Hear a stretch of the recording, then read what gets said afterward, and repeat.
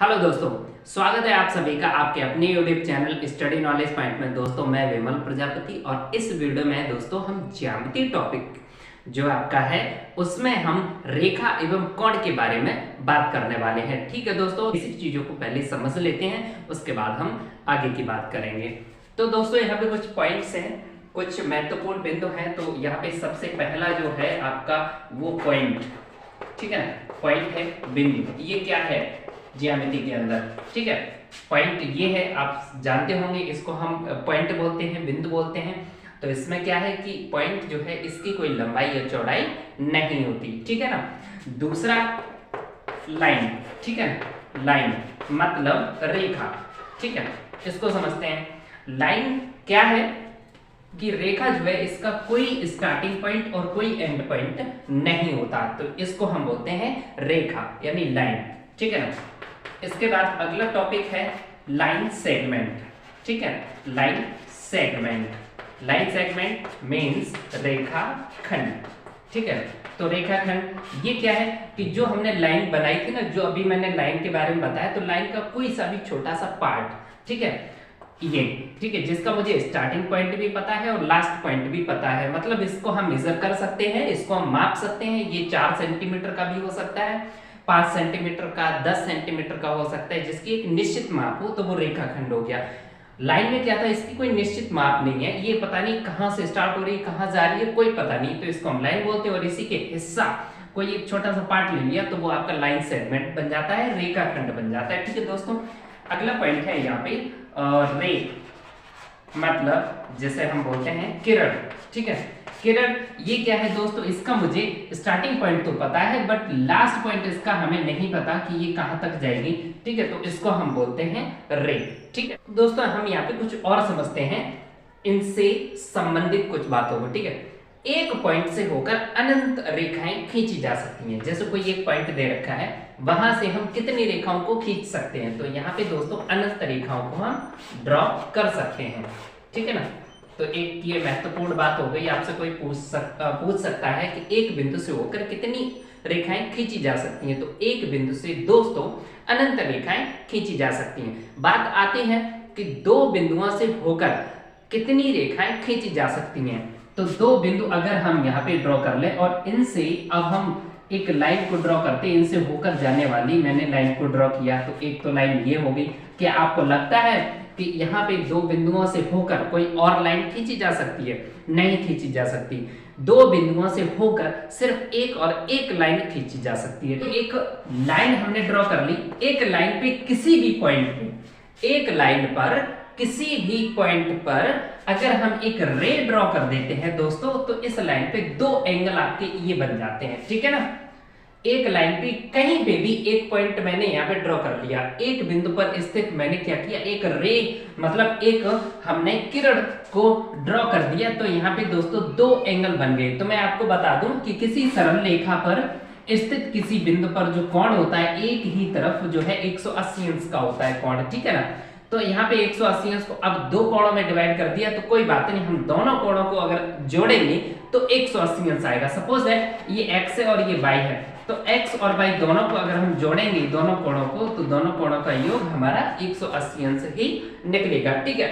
यहाँ पे एक बिंदु पर जितने भी कोण बनेंगे दोस्तों, हो सकता है कि यहाँ पे और भी कोण बन रहे हो। यहाँ पे मैं देख पा रहा हूँ 1 2 3 4 कोण बन रहे हैं, तो यहाँ पे चारों कोणों का योग दोस्तों कितना होगा, 180 अंश होगा, ठीक दोस्तों। एक ही पॉइंट पे जितने भी कोण बनते हैं उन सब का योग 360 होता है, ठीक है। अब समझिए इस बात को कि एक पॉइंट जैसे ये है, इस पे मैंने क्या किया, एक रे ये ड्रॉ कर दी, एक रे ये ड्रॉ कर दी, है ना। इस तरीके से हम काफी सारे रे को अगर ड्रॉ कर देते हैं, तो यहाँ पे ध्यान से देखिए 1 2 3 4 5 एंगल बन रहे हैं। कितने एंगल बन रहे हैं? 5। तो यहाँ पे जितने भी एंगल बन रहे हैं उनका सबका योग दोस्तों होगा 360 डिग्री, ठीक है ना। एक बिंदु पर सभी कोणों का योग, ठीक है ना, कितना होता है? 360 होता है। जैसा कि मैं बता चुका हूं कि सीधी रेखा पर स्थित किसी बिंदु पर जो है एक साइड में जो कोण बनता है वो 180 अंश का होता है, ठीक है दोस्तों। ऐसे नीचे की अगर बात करो तो यहाँ पे भी 180 अंश का, तो पूरा एंगल जो है 360 डिग्री का होता है, ठीक है ना। तो वही कॉन्सेप्ट है, इसमें ज्यादा कुछ अलग नहीं है। तो एक बिंदु पर स्थित सभी कोणों का योग कितना होता है दोस्तों? 360 होता है, ठीक है ना। लाइंस के बारे में थोड़ा सा और समझ लेते हैं, ठीक है। लाइन आप समझ गए होंगे, लाइन क्या है, जिसका कोई एंड पॉइंट या स्टार्टिंग पॉइंट नहीं होता, ठीक है। अब लाइन कितने प्रकार की या किस टाइप की लाइंस होती है, तो मैं आपको बता दूं, प्रतिच्छेदी रेखाएं, प्रतिच्छेदी रेखाएं, ठीक है, प्रतिच्छेदी रेखाएं मतलब इंटरसेक्टिंग लाइंस, इंटरसेक्टिंग लाइंस। ये लाइंस कौन सी होती हैं दोस्तों, इसको थोड़ा सा समझिए। जब दो लाइन आपस में एक दूसरे को कट कर जाएं, इंटरसेक्ट कर जाएं, प्रतिच्छेद कर जाएं, तो ऐसी दोनों लाइंस को हम क्या बोलते हैं? इंटरसेक्टिंग लाइंस या प्रतिच्छेदी रेखाएं बोलते हैं, ठीक है। अब दोस्तों यहाँ इंपॉर्टेंट बात और है, एंगल्स यहाँ पे कितने बन रहे हैं दोस्तों? 4 बन रहे हैं, ठीक है। इसमें मैं बता दूं कि आमने सामने के जो कोण होते हैं उनको हम शीर्षाभिमुख कोण या वर्टिकली अपोजिट एंगल्स बोलते हैं। जैसे ये एंगल इस एंगल का शीर्षाभिमुख कोण है, ठीक है ना, इनको हम क्या बोलेंगे? शीर्षाभिमुख कोण या वर्टिकली अपोजिट एंगल्स। और दोस्तों ये बराबर होते हैं, ठीक है। मान के चलो इस एंगल का नाम हमने रख दिया एंगल 1 और इस एंगल का नाम हमने रख दिया एंगल 2, ठीक है। तो दोस्तों इसको हम कैसे लिखेंगे? एंगल 1 और इसको हम लिखेंगे एंगल 2। ये एंगल का साइन है दोस्तों, ठीक है ना, एंगल का साइन है ये जो है बिल्कुल थोड़ा सा इसको समझना। एक ये साइन होता है ग्रेटर देन लेस देन वाला, ठीक है, और ये आपका एंगल है। इस तरीके से दोनों में डिफरेंस समझिए, ये लेस देन का साइन है और ये एंगल का साइन है। तो मैं यहाँ पे एंगल बना रहा हूँ कोण का साइन, ठीक है ना। तो एंगल 1 और एंगल 2 ये दोनों कोण जो है शीर्षाभिमुख कोण है और ये दोनों दोस्तों बराबर होते हैं। अब दोस्तों बात करते हैं संगामी रेखाएं, कंकरेंट लाइंस, ठीक है ना, कंकरेंट लाइंस, संगामी रेखाएं। संगामी रेखाएं दोस्तों कौन सी होती हैं? वो रेखाएं जो एक ही बिंदु से होकर जाती हैं उनको हम संगामी रेखाएं या कंकरेंट लाइंस बोलते हैं। ये पॉइंट है, यहां से होकर जितनी भी रेखाएं जा रही हैं इन सभी रेखाओं को हम कहेंगे संगामी रेखाएं। एक ही बिंदु से होकर जाने वाली रेखाओं को हम संगामी रेखाएं कहते हैं। दोस्तों अब बहुत महत्वपूर्ण बात आने वाली है जिनको हम कहते हैं समांतर रेखाएं, ठीक है, और इनका यूज ज्यादा आपको देखने को मिलेगा। समांतर रेखाएं, समांतर रेखाएं कौन सी होती हैं दोस्तों? वो रेखाएं, वो दो रेखाएं या दो से अधिक रेखाएं जो आपस में कभी भी एक दूसरे को कट नहीं करेंगी, ठीक है, वो समांतर रेखाएं होंगी। जैसे दो लाइनें मैंने ये ड्रॉ कर दी, ठीक है, और ये दोनों लाइन एक दूसरे को कहीं पे भी अगर कट ना करें तो ये दोनों लाइंस कैसी होती हैं? समांतर रेखाएं बोली जाएंगी, ठीक है। मान लीजिए इस रेखा का नाम L है और इस रेखा का नाम M है, तो इसको लिखने का जो तरीका है वो ये है, L is parallel to M, L समांतर है रेखा M के, ठीक है ना। तो यहाँ पे दो रेखाएं या दो से अधिक रेखाएं जो आपस में एक दूसरे को कट न करें ऐसी रेखाओं को हम समांतर रेखाएं कहते हैं, ठीक है ना। अब अगली बात यह है दोस्तों कि अगर समांतर रेखाओं को कोई तीसरी रेखा अगर कट कर जाए, ठीक है ना, वैसे ये तो समझ में आ गया प्रतिच्छेदी रेखाएं कौन सी थी, जो दो रेखाएं आपस में एक दूसरे को कट करती हैं वो प्रतिच्छेदी रेखाएं थी, ठीक है ना। संगामी रेखाएं, जो रेखाएं एक ही बिंदु से होकर जा रही है उनको हम संगामी रेखाएं बोलते हैं। समांतर रेखाएं ऐसी रेखाएं जो आपस में एक दूसरे को कहीं पे भी कट ना करें, ठीक है ना, वो समांतर रेखाएं हैं। दोस्तों एक चीज मैं आपको पहले ये बता दूं कि मान लीजिए एक रेखा ये मैंने ड्रॉ कर दी और एक रेखा ये मैंने ड्रॉ कर दी, ठीक है ना। अब दोस्तों ये कंफ्यूजन आपको दिमाग में नहीं रखना है कि ये दोनों समांतर हैं या नहीं है। ये दोनों समांतर रेखाएं नहीं है, बेशक यहाँ पे एक दूसरे को कट नहीं कर रही हैं, बट अगर इनको आगे बढ़ाया जाए तो कहीं ना कहीं ये रेखाएं कट कर जाएंगी, इसलिए ये दोनों रेखाएं जो हैं समांतर रेखाएं नहीं है। समांतर रेखाएं कौन सी होती हैं दोस्तों कि अगर हम उनको आगे अगर बढ़ा भी दें, प्रोड्यूस कर दें, तो भी वो एक दूसरे को कट नहीं करेंगी, तो ऐसी रेखाओं को हम समांतर रेखाएं कहते हैं, ठीक है ना दोस्तों। मान के चलिए कि दो समांतर रेखाओं को अगर कोई तीसरी रेखा अगर कट कर जाती है, ठीक है ना, जैसे ये दो समांतर रेखाएं हैं, अगर इनको तीसरी रेखा से अगर कट कर दिया जाए तो दोस्तों ये तो समांतर रेखा है, बट ये वाली जो रेखा है इसको हम दोस्तों बोलते हैं ट्रांसवर्सल, ठीक है ना, तिर्यक रेखा, इसको हम तिर्यक रेखा या ट्रांसवर्सल बोलते हैं दोस्तों। जो रेखा दो समांतर रेखाओं को कट कर रही है, ठीक है ना, ट्रांसवर्सल या तिर्यक रेखा, ठीक है ना दोस्तों, तिर्यक रेखा। अब दोस्तों हम बात करते हैं कि जब दो समांतर रेखाओं को तीसरी रेखा कट कर जाती है तो वहां पे कुछ एंगल्स बनते हैं। दोस्तों ध्यान से देखिए, एक ये एंगल बना, 1 2 3 4 5 6 7 8, ठीक है ना। यहाँ पे 8 एंगल बन रहे हैं। दो समांतर रेखाओं को तीसरी रेखा ने कट किया तो यहाँ पे दोस्तों 8 एंगल बन गए, ठीक है। तो अब हम इन एंगल्स की बात करते हैं। ये वाली जो लाइन है L और ये वाली जो लाइन है M, ये दोनों एक दूसरे के पैरेलल हैं, मतलब एक दूसरे के समांतर हैं, ठीक है ना। L और M समांतर रेखाएं हैं और इन दोनों समांतर रेखाओं को एक तीसरी रेखा N कट कर रही है, जिसको हम ट्रांसवर्सल या तिर्यक रेखा कहते हैं, ठीक है। इस तिर्यक रेखा की वजह से यहाँ पे 8 एंगल बन रहे हैं दोस्तों, 1 2 3 4 5 6 7 8, ठीक है ना। और यहाँ पे मैंने एंगल्स के जो नाम है वो मैंने यही रख लिए, 1 2 3 4 5 6 7 8, ठीक है ना। आप चाहे तो कुछ भी इनके नाम रख सकते हैं, कुछ भी हो सकते हैं, A B C D करके, ठीक है ना, रख सकते हैं, कोई प्रॉब्लम वाली बात नहीं। अब मैं आपको यहाँ पे बता दूं, पहले मैं अभी थोड़ी देर पहले मैं जिक्र कर चुका हूं, प्रतिच्छेदी रेखाएं जो होती हैं जब एक दूसरे को कट करती हैं तो वहां पे 4 एंगल बनते हैं, जिसमें मैंने आमने सामने के कोणों को बताया था, शीर्षाभिमुख कोण या फिर वर्टिकली अपोजिट एंगल्स मैंने बताया था, ठीक है ना। तो यहाँ पे सबसे पहले हम शीर्षाभिमुख कोण देख लेते हैं कौन कौन से हैं, और शीर्षाभिमुख कोण कैसे होते हैं दोस्तों, बराबर होते हैं, ठीक है। तो पहला पॉइंट आपका बनता है शीर्षाभिमुख कोण, ठीक है, शीर्षाभिमुख कोण या वर्टिकली अपोजिट एंगल्स। तो दोस्तों यहाँ पे जब दो लाइनें आपस में एक दूसरे को कट करती तो वहां शीर्षाभिमुख कोण बनते हैं। तो दोस्तों मान के चलिए ये वाली लाइन और ये वाली लाइन, तो आमने सामने के जो कोण है वो शीर्षाभिमुख कोण है, एंगल 1 और एंगल 3, ये कैसे होंगे दोस्तों, बराबर होंगे, ठीक है ना। ये शीर्षाभिमुख कोण है और बराबर होते हैं, तो 2 के बराबर कौन होगा, 4 होगा, ठीक है ना। इसी तरीके से अब आप यहाँ पे नीचे देख लीजिए, एंगल 5 के इक्वल में कौन सा एंगल होगा दोस्तों, एंगल 7, ठीक है ना। और एंगल 6 के इक्वल में, क्योंकि ये वाली लाइन और ये वाली लाइन तो आमने सामने के कोण ये हो गए ना, और आमने सामने के ये हो गए, तो ये शीर्षाभिमुख कोण है और कैसे होंगे, बराबर होंगे। तो 6 के बराबर में कौन हो जाएगा दोस्तों, 8, ठीक है ना। तो ये शीर्षाभिमुख कोण हो गए। अब दोस्तों बात करते हैं यहाँ पे अब कौन सी और कोण बन सकते हैं। देखो यहाँ पे पहला पॉइंट तो ये हो गया, शीर्षाभिमुख कोण बन गए। अब बात करते हैं दोस्तों दूसरा, संगत कोण, ठीक है ना, संगत कोण। अब संगत कोण कौन से होते हैं दोस्तों, संगत वर्ड से आप समझ लीजिए करस्पॉन्डिंग एंगल्स। तो संगत वर्ड आप एकदम से समझ में आ जाएगी संगत का मतलब क्या होता है। संगत का मतलब आप समझ गए होंगे कि जैसे मान के चलिए जब कोई बच्चा किसी दूसरे बच्चे की संगत करता है तो जैसी उसकी आदत होती है वैसी दूसरे वाले की आदत बन जाती है, तो कह देते हैं कि संगत का असर है, मतलब एक जैसी उनकी क्वालिटी हो जाती है, एक जैसे उनमें हैबिचुअल जो हैबिट्स जो है एक जैसे देखने को मिल जाते हैं, ठीक है ना। तो इस तरीके से संगत का मतलब समझ सकते हैं। तो यहाँ पे भी वही है कि दिखने में जो एंगल एक जैसे हो वो संगत कोण होंगे, दिखने में कैसे एक जैसे हो, ठीक है ना। जैसे ये वाला एंगल आपका एंगल 1 जो है दिखने में आपका इस तरीके से, तो एंगल 1 के जैसा दिखने में, और कौन है, एंगल 5, ठीक है ना। आप समझ पा रहे होंगे कि मैं क्या कहना चाह रहा हूं, दिखने में एक जैसे, एंगल 1 के जैसा एंगल 5 है, तो ये दिखने में एक जैसे, मतलब ये संगत कोण हो गए।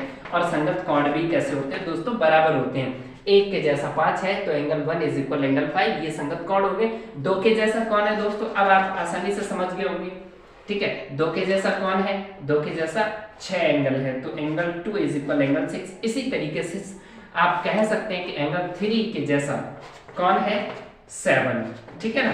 और एंगल 4 इज इक्वल क्या हो जाएगा, एंगल 8, ठीक है। तो संगत कोण ये होते हैं और वो भी बराबर होते हैं, ठीक है ना। कहाँ समांतर रेखाओं की बात चल रही है वहां पे, ठीक है ना। तो ये संगत कोण है और समांतर रेखाओं के कंडीशन में जो संगत कोण होते हैं वो बराबर होते हैं, ठीक है ना। अब बात करते हैं दोस्तों एकांतर कोण। आपका एक टॉपिक यहाँ पे और बचा है, एकांतर कोण, उसको समझ लेते हैं। ये आपका हो गया, ये हो गया, ठीक है। तो अब हम समझ लेते हैं एकांतर कोण, एकांतर कोण, ठीक है, जिसको हम अल्टरनेट एंगल्स बोलते हैं, अल्टरनेट एंगल्स, ठीक है ना। एकांतर कोण, अब एकांत से समझ जाइए, एकांत जो एकांत में बने हैं, ठीक है ना। आपका एंगल 1 इधर है एक साइड में और इधर क्या है, एंगल 7, ठीक है ना। तो एंगल 1 और एंगल 7 एकांतर कोण है और ये बराबर होते हैं। कहाँ, आपके समांतर रेखाओं में, ठीक है ना। समांतर रेखाओं, जब दो समांतर रेखाओं को तीसरी रेखा कट करती है तब एकांतर कोण बनते हैं, और एकांतर कोण समांतर रेखाओं की जब बात चल रही हो तो वहां कैसे होते हैं, बराबर होते हैं। तो 1 के बराबर 7 हो गया, तो 2 के बराबर एकांतर कोण कौन होगा, 8, ठीक है ना। अब 3 की अगर बात करें दोस्तों, 3 के बराबर कौन सा होगा, तो 3 के बराबर 5, ठीक है, ये एकांतर कोण है, और 4 के बराबर में 6, ये एकांतर कोण है, ठीक है दोस्तों। तो ये आपके एकांतर कोण हो गए। तो समांतर रेखाओं को जब एक तीसरी रेखा कट करती है तो दोस्तों वहां 3 प्रकार के एंगल बनते हैं, शीर्षाभिमुख कोण, संगत कोण, एकांतर कोण, और ये सभी कोण बराबर होते हैं। अब ये शीर्षाभिमुख कोण कौन से होते हैं, जब दो लाइनें आपस में एक दूसरे को कट करती हैं तो आमने सामने के एंगल शीर्षाभिमुख कोण होते हैं।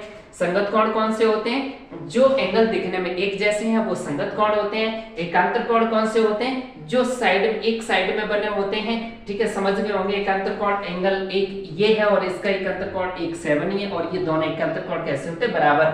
2 के बराबर 8 हो जाएगा, 3 के बराबर 5 और 4 के बराबर 6, ये एकांतर कोण हो गए, ठीक है ना दोस्तों। ये बहुत इंपॉर्टेंट टॉपिक था आपका। तो यहाँ पे मैंने समझा दिया आपको कि एकांतर कोण, शीर्षाभिमुख कोण और संगत कोण कैसे होते हैं। अब बात आती है दोस्तों कि जब समांतर रेखाएं ना होती, मान के चलिए यहाँ L और M समांतर रेखाएं हैं, तब ये कंडीशन है और यहाँ पे ये कोण बराबर होते हैं। तो मैं अब आपको बता दूं कि जब समांतर रेखाएं नहीं होती तब क्या ये एंगल बनते हैं, तो इसको भी थोड़ा सा समझ लीजिए ध्यान से दोस्तों। मान के चलो एक ये रेखा है और एक ये रेखाएं है, ठीक है, और इन दोनों रेखाओं को एक तीसरी रेखा कट कर रही है दोस्तों, तब भी ये एंगल बनते हैं। तब भी आपके शीर्षाभिमुख कोण, एकांतर कोण और संगत कोण तब भी बनेंगे, बट कंडीशन क्या होगी दोस्तों, वहां पे संगत कोण और एकांतर कोण बराबर नहीं होंगे, ठीक है ना। अब शीर्षाभिमुख कोण कैसे होंगे, वो बराबर होंगे। क्यों होंगे, क्योंकि उसके लिए शीर्षाभिमुख कोण के लिए केवल 2 लाइनों की जरूरत पड़ती है, वहां समांतर रेखाओं का होना जरूरी नहीं है, जो मैं पहले ही बता चुका हूं। शीर्षाभिमुख कोण दोस्तों 2 लाइनों के इंटरसेक्ट होने से ही बनते हैं। ये इसके बराबर है, ये शीर्षाभिमुख कोण है, और ये कोण इसके बराबर है, ये शीर्षाभिमुख कोण है, ठीक है दोस्तों। इसलिए शीर्षाभिमुख कोण तो बराबर होंगे, बट एकांतर कोण बराबर नहीं होंगे, ठीक है। जैसे एकांतर कोण मान के चलिए 1 2 3 4, यहाँ पे भी उतने ही एंगल बन रहे हैं दोस्तों, ठीक है ना। तो एंगल 1 का जो एकांतर कोण एंगल 7 और 1, ये एकांतर कोण हम बता सकते हैं, बट 1 और 7 जो है इक्वल नहीं होंगे। क्यों नहीं होंगे, क्योंकि यहाँ समांतर रेखाएं नहीं है, और आप देख पा रहे होंगे कि एंगल 1 छोटा है और एंगल 7 जो है थोड़ा सा बड़ा हो गया, ठीक है ना। अच्छा, एंगल 3 देख लीजिए, एंगल 5 देख लीजिए, ये भी एकांतर कोण है। एंगल 3 छोटा है, एंगल 5 जो है बड़ा है, ये बराबर नहीं है। तो दोस्तों यहाँ पे रिजल्ट आपका मिल रहा है कि समांतर रेखाओं को जब तीसरी रेखा कट करती है तो वहां पे संगत कोण, एकांतर कोण बराबर होते हैं। जब समांतर रेखाएं नहीं होंगी तो वहां एकांतर कोण, संगत कोण बराबर नहीं होंगे। इसका उल्टा अगर बोला जाए कि अगर एकांतर कोण और संगत कोण बराबर हैं तो इसका मतलब वहां पे 2 रेखाएं समांतर हैं जिसको एक तीसरी रेखा कट कर रही है, मतलब 2 रेखाएं जो है वो समांतर होंगी। कब, अगर एकांतर कोण और संगत कोण बराबर हैं तो, ठीक है ना। ये आपका रिजल्ट था, ठीक है। अब एक चीज और यहाँ पे समझ लीजिए दोस्तों कि समांतर रेखाओं के बीच में, ठीक है ना, एक साइड की हम बात कर लेते हैं कि इसमें 2 क्रमागत अंतः कोणों का योग 180 अंश होता है। कौन से 2 क्रमागत अंतः कोण है वो समझ लीजिए। जैसे यहाँ पे 5 और 4, 2 समांतर रेखाओं के बीच में जो अंतः कोण बन रहे हैं ना, उनका योग 180 अंश होता है। यहाँ पे एंगल 4 और एंगल 5, इन दोनों का योग 180 अंश होगा दोस्तों। और एंगल 3 प्लस एंगल 6, ये भी आपके अंतः कोण है। एक ही साइड में 2 समांतर रेखाओं के बीच में अंतः कोणों का योग दोस्तों 180 अंश होता है, ठीक है ना। इतना समझ में आ गया होगा दोस्तों। अब बात करते हैं जो मैं पहले ही जिक्र कर चुका हूं, जैसे 5 और 6 का जो है एंगल्स, जो 5 और 6 मैंने नाम दिया, इनका योग कितना होगा दोस्तों 180 अंश होगा। ये मैं पहले ही बता चुका हूं, ठीक है। ये क्या है दोस्तों, एक लाइन है, तो इस पे हम एक मतलब रे ड्रॉ कर देते हैं, समथिंग लाइन सेगमेंट ड्रॉ कर दें, नो प्रॉब्लम। मतलब यहाँ पे इसकी वजह से 2 एंगल जो बनते हैं तो इन दोनों का योग कितना होगा दोस्तों 180 अंश होगा। ये क्या है, ये एक लाइन है, इस लाइन पे ये क्या है, एक रे है, तो इसका और इसका योग क्या होगा दोस्तों 180 अंश होगा, 5 + 8, ठीक है ना।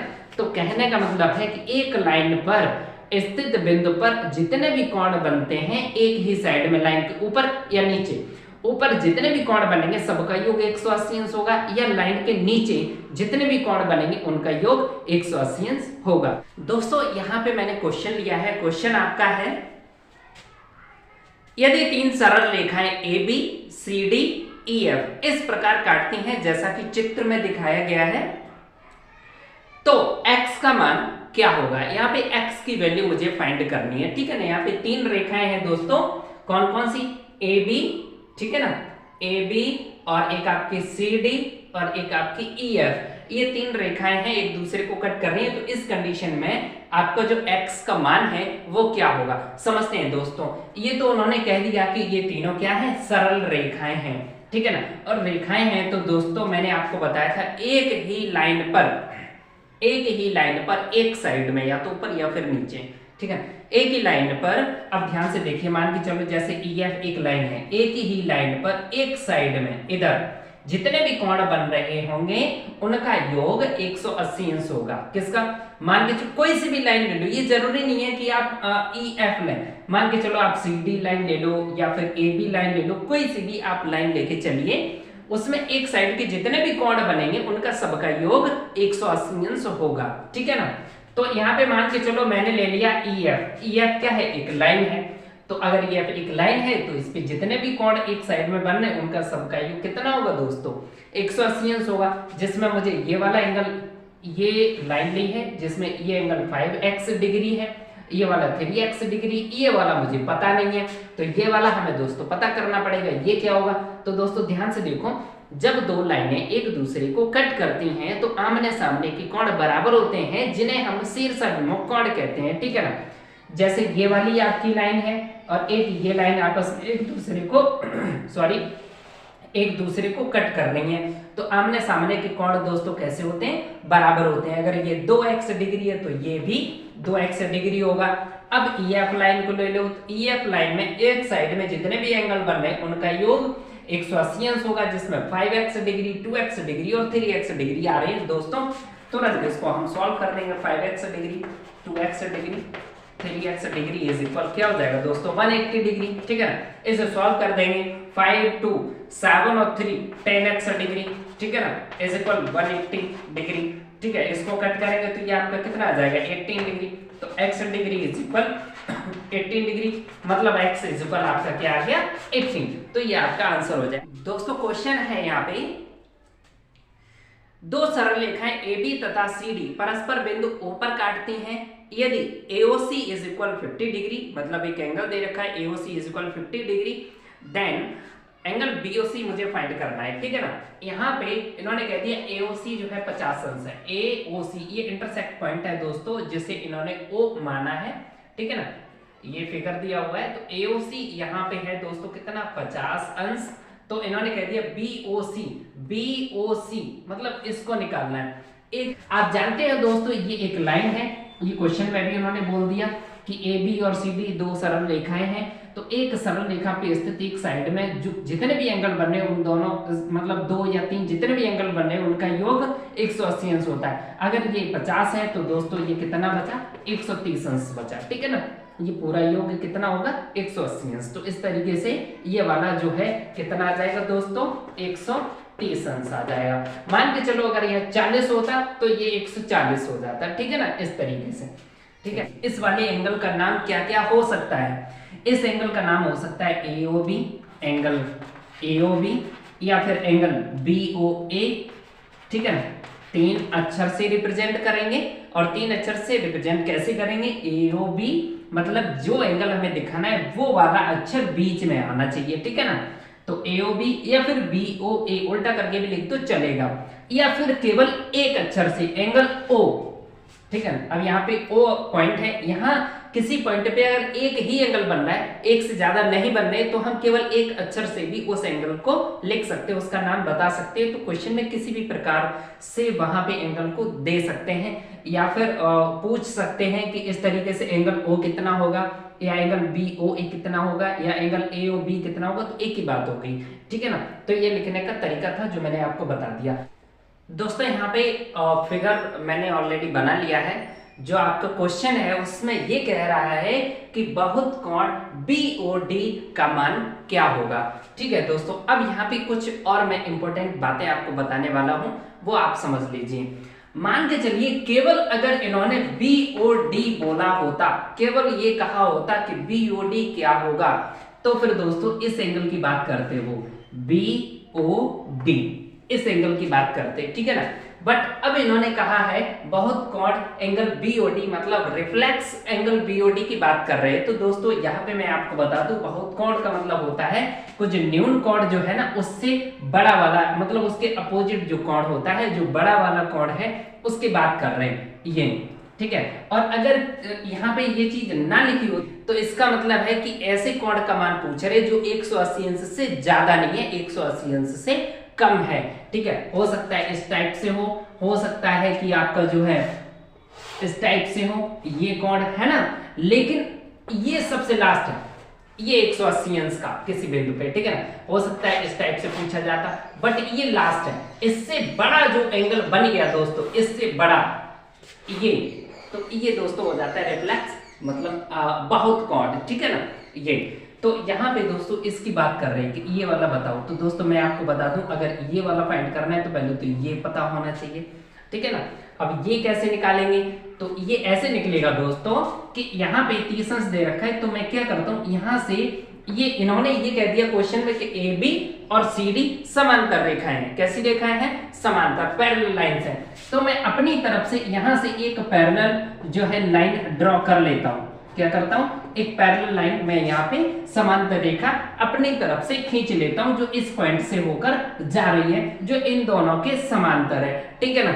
तो दोस्तों अब ध्यान करो कि मैंने पीछे जो समांतर रेखाओं में जो बनने वाले कोण बताए थे, वो क्या बताए थे? दो समांतर रेखाओं को अगर तीसरी रेखा कट करती है तब एक इधर का और एक इधर का कोण होता है, एकांतर कोण जो होते हैं बराबर, तो ये 30 हो जाएगा। अच्छा, ये और ये भी समांतर रेखा है, तो ये हो गया ट्रांसवर्सल। यहाँ ये तिर्यक रेखा होगी, तो एक इधर का 40 और एक इधर का, तो ये भी 40 हो जाएगा। दोस्तों ये पूरा हो गया आपका कितना?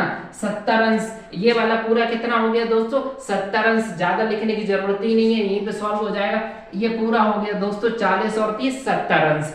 अब एक बिंदु पर सभी बने कोणों का योग होता है दोस्तों 360। 360 में ये तो 70 हो ही गया, तो 360 में से आपको केवल 70 माइनस करना है, ये वाला, तो ये वाला मिल जाएगा आपको, ठीक है ना। बहुत कोण क्या मिलेगा दोस्तों? क्या आ जाएगा?